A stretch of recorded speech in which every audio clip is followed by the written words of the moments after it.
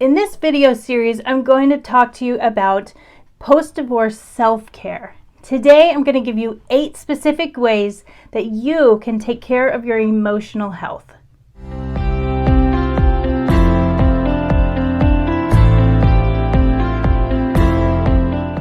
Welcome to Life After Chaos. My name is Megan Goldstein Davis, and I'm a post-divorce life coach. It's my desire to walk alongside those who have been through the chaos of divorce and show them a way to rebuild lives of peace and growth and meaning.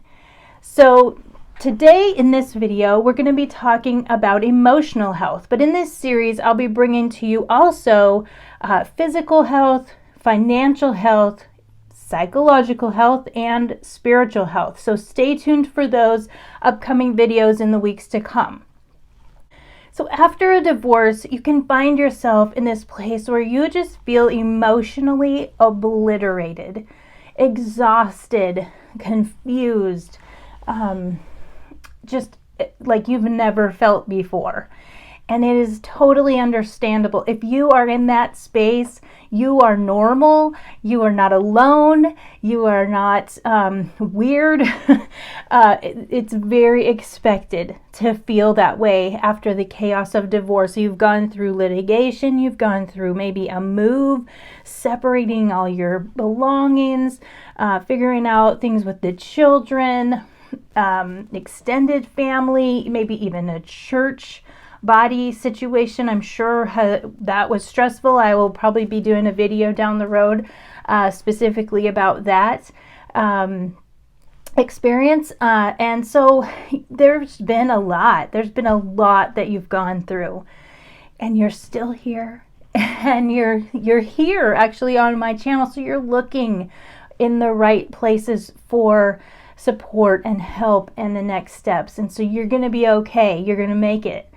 I'm so glad you're here, and today we're going to talk about 8 ways that you can care for your emotional health. Before I get into those 8 ways, I just want to be real honest. You've got to be able to take stock of where you are. Just be very honest with yourself and say, I am so needy. I am so lonely. I'm sad. I'm angry. I am depressed. That can be a very real, even clinical situation you might be in. So just be very honest with yourself where you're at. You're doing nobody any favors by being in denial or distraction right now, okay? So just say, this is where I am. And that is such a brave step to take stock of yourself and say, I'm a mess and that's where I'm at, but I am, and I can't change it, and it hasn't all been my fault, and I don't know what to do next. But that's an empowering place to be, because no one can take action to move that along except for you, and you're gonna do it. So let's get into these 8 ways that you can start taking care of yourself and your emotional needs. So number 1 is practice gratitude.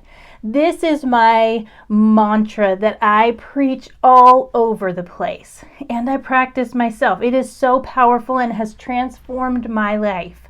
So practicing gratitude is the topic of my previous video series. I'll link that at the end of this video for you to go back and check that out. I go into more depth on how to do that. But number 1 would be practicing gratitude. Think about 3 things a day that you can be grateful for. Write them down. By the end of a year, you'll have thought of 1,000 things that you can be grateful for, and I promise you it will change your mindset, it will change your outlook on life, it will change your emotional experience from day to day. So practice gratitude. Number 2 is find a good counselor. I would love to work with you as a life coach, but sometimes you need to have a counselor first. They have a different set of training than a life coach does, and can go maybe a little deeper. I have so appreciated my counselor in my life. A lot of what he has done for me is just reframe how a situation, had it been a healthy one, would have gone. What, my spouse would have said or done, instead of maybe what did happen. So that can be really a valuable investment in yourself. A lot of times, medical insurance will cover that. So I encourage you, find a good counselor.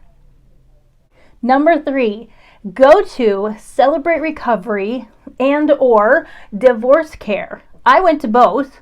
I'm sort of the self-help junkie, if you will, so that's why I'm in this line of work, I guess. But they're different groups, but they're both incredibly helpful, and I would recommend both. So Celebrate Recovery is for everyone who has hurts, habits, and hang-ups. And it has a component of just a general session, and then they have 12-step groups that are very intimate little pods of folks that you go through these 12 steps just very privately. And it was powerful. I got so much healing from that. Then I also went to Divorce Care, and it was a little more of a social situation, but everybody there knew what I had gone through, and there was such a validation in that, and it was fun, and it was encouraging, and we had these kind of cheesy videos, but the content was really good. Very good things to think about. Then we got in discussion groups, we had some snacks, and I developed some friendships, and I'm connected on social media still today with a few of those people. So very grateful for both of those groups. So Celebrate Recovery and Divorce Care is number 3. Number 4 is journaling. Now, I used to be the kind of journaler that would write long letters to myself, and I don't do that anymore. Mine are more like memos to God. I just kind of jot down what's on my head, my heart, something I need Him to step in and help me with. There you go. I put it on His executive desk and say, it's yours to handle now. And that just works for me where I'm at. So just to say, journaling doesn't have to look a certain way, but it is a powerful way to kind of get that mind dump out. So you're not just carrying it all around, and you can kind of go back and read and see and pray over some of those things that are going on for you. So journaling is number 4. Number 5 is gentle exercise or some kind of physical work. I am not a runner. You see me running, you need to come along with me, because there is something chasing me right now. But I do love to walk. I love to walk at the marina. We have beautiful marinas here where I live, and I love to walk around the marina and just be quiet. And usually there's some kind of water birds there, herons and seagulls and stuff like that. Sometimes an otter will pop up, or a harbor seal. And the sunsets here are just magnificent. So I love to go out and walk. I also bought myself a bike rack this Christmas so that my son and I can go down to our trail system and ride our bikes. But it's gentle exercise. If you are into something more intense, like marathons or 5Ks or CrossFit or that kind of thing, that's okay. I would just be a bit cautious with that right after a divorce. It can, now just hear me with a grain of salt here, it can become a distraction. Not always. So, you just sort of dive into your sport and forget to do your healing, emotionally, but it feels good to be doing that sport. So just keep that in mind. Self-check yourself on that, but at least please do some gentle exercise or physical work. I like to go out and mow the lawn if I have some stress or just am feeling kind of pent up or something, So mowing the lawn is a great little outlet for me. So number 5 is gentle exercise or some kind of physical work. Number 6 is keep it simple. You've heard that term KISS, keep it simple, stupid. Well, I would say keep it stupid simple. This is a time for you to have a lot of margin in your schedule. You don't want to have 14 activities for you and the children and, everybody's going every different way. You want to bring it down and really simplify your schedule and what you're involved with. You are in a grieving process. Whether you're really conscious of it or not, you are. I'm telling you. And it comes up at the most random times, at the most inconvenient times, like in the middle of the grocery store or at, the soccer game or middle of the night. It's just, there's no predictability to when these issues from your marriage or your divorce are going to bubble up. So giving yourself this margin to be able to just do nothing that night or in the morning or whatever it is a gift. Now, if you have been used to living a lifestyle where you're super busy and everybody's going everywhere and you've got the big vacations, maybe the country club or the, I don't know, PTA or sports or different things, doing this might feel very boring to you. And that reminds you you're alone, that things aren't right in your world because you loved that busyness, that productivity even maybe is what it was and felt like. And I just encourage you to embrace that boring feeling a little bit, because you're gonna be grateful that you did when these hurts and triggers and emotions start bubbling up and you've given yourself a little margin to be able to deal with that stuff and not be scheduled to the max, So number 6 is keep it stupid simple. Okay, so number 7 is if you are a single parent, you've got to find some support for somebody to come in and watch your kids for you while you go away and refresh. Okay? Whatever that looks like for you. I mean, it might be going away to drink tea and read a book at the library in the quiet. It might be just going for a walk. It might be going to the movie and eating that buttery popcorn and having your Coca-Cola and just enjoying that, because maybe that's something you did a lot before. Maybe it's going to a concert. Maybe it's, whatever it is for you. I'm not much of a spa person, but there is this beach here. It's like got the most perfect little pebbles, and the ocean waves come in and then they roll out, and it just has this perfect little sound. That is so refreshing to my soul. I have spent hours and hours and hours at that beach since my divorce, and I'm so grateful for it. So if you're a single person, number 7 is if you're a single parent, get the support you need to get some refreshing. Okay, and finally, number 8. You might hate me for saying this, but I'm going to say it anyway because I love you and I want success for you. Don't date. Don't date.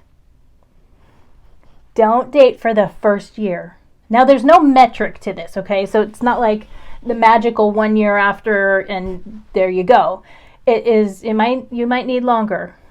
But I'll tell you, in that first year, you're not going to make great choices necessarily about your life or your partner, because you're in this needy emotional space. You've got to get some progress in your self-care, in your emotions, in your healing to make those good choices. So here's what I suggest. I suggest you date yourself. And I know you're cringing. You're like, oh my gosh, cheesy, stop. Just stop. Hear me out. Dating yourself, doing nice things for yourself, gives you a new framework to know what it is you're looking for in another partner. It is like a retraining, leaving the past habits behind. You're gonna date yourself. You know, you like to go out to eat. Go out to eat. I love to go out to eat. I couldn't always afford to go out to eat, so I'd go to the fancy restaurant on the marina, and I'd get a yummy dessert and coffee and just sit there by myself being fancy for a little while, because that's what I like to do, and that's what I want my other partner to do for me and with me. I love these certain flowers, Alströmerium. They're $6 at Safeway. Not expensive. I couldn't always afford them, but as often as I could, I bought myself flowers. I talked nicer to myself. I practiced that kind of thing. So, date yourself. Now, just to be honest with y'all, I am married again. I have been married since September 2019, and my husband is very loving and cares for me in these ways. So if you need some hope to look forward to, there's that. But I was single for 7 years after my divorce, and I tell you what, I needed every minute of that time. I did date a little right after my divorce, and so that's where my advice comes from, that maybe that first year, just wait, just date yourself, and learn again what you like, what you're looking for, and see if I'm not right in this. Okay, so number 8, don't date. So that's what I've got for you guys today. I hope these 8 suggestions help you to know how to care for yourself emotionally just a little bit better, a little bit more. Just get a little bit better every day. My next video will be on self-care in your physical health. So look forward to that in the next week. And thank you so much for coming by today. I'll see you soon. Bye-bye.